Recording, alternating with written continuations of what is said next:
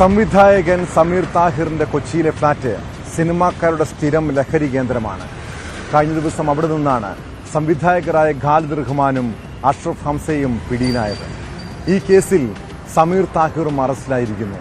കൊച്ചിയിലെ എക്സൈസ് ഓഫീസിൽ ചോദ്യം ചെയ്യാൻ വിളിച്ചു വരുത്തിയ ശേഷം സമീറിനെ അറസ്റ്റ് ചെയ്ത് ജാമ്യത്തിൽ വിട്ടു. ഫ്ളാറ്റിലെ ലഹരി ഉപയോഗത്തെക്കുറിച്ച് തനിക്ക് അറിയില്ലായിരുന്നുവെന്നാണ് സമീർ താഹിർ എക്സൈസിന് നൽകിയ മൊഴി. കേസിൽ കൂടുതൽ അന്വേഷണം പുരോഗമിക്കുകയാണ്.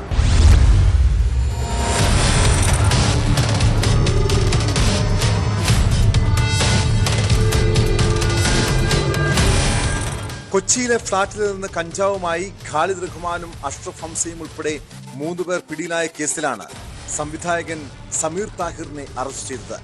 പിന്നീട് സ്റ്റേഷൻ ജാമ്യത്തിൽ വിട്ടയക്കുകയും ചെയ്തു. NDPS സെക്ഷൻ 25 പ്രകാരമാണ് സമീർ താഹിറിനെതിരെ കേസെടുത്തിട്ടുള്ളത്.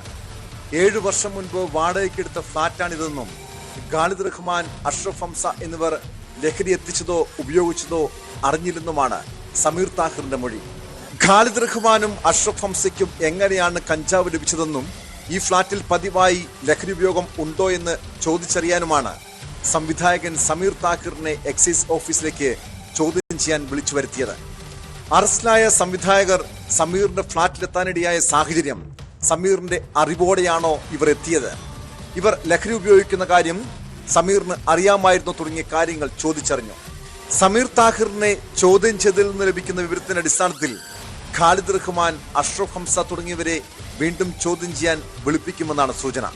അല്ല, അത് സമീറാണ് എന്ത് ചെയ്ത് ഈ ഫ്ലാറ്റ് വാടകയ്ക്ക് എടുത്തത്.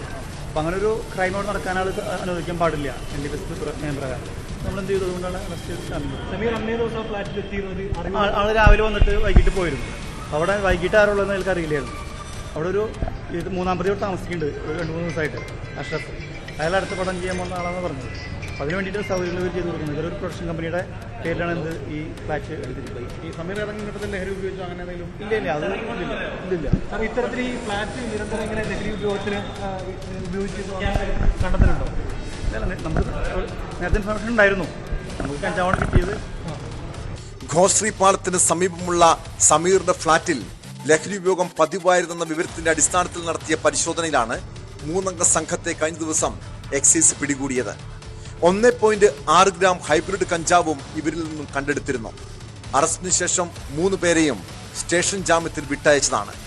ഇവർ ലഹരി ഉപയോഗിക്കാറുണ്ടെന്ന് എക്സൈസിനോട് സമ്മതിക്കുകയും ചെയ്തിരുന്നു.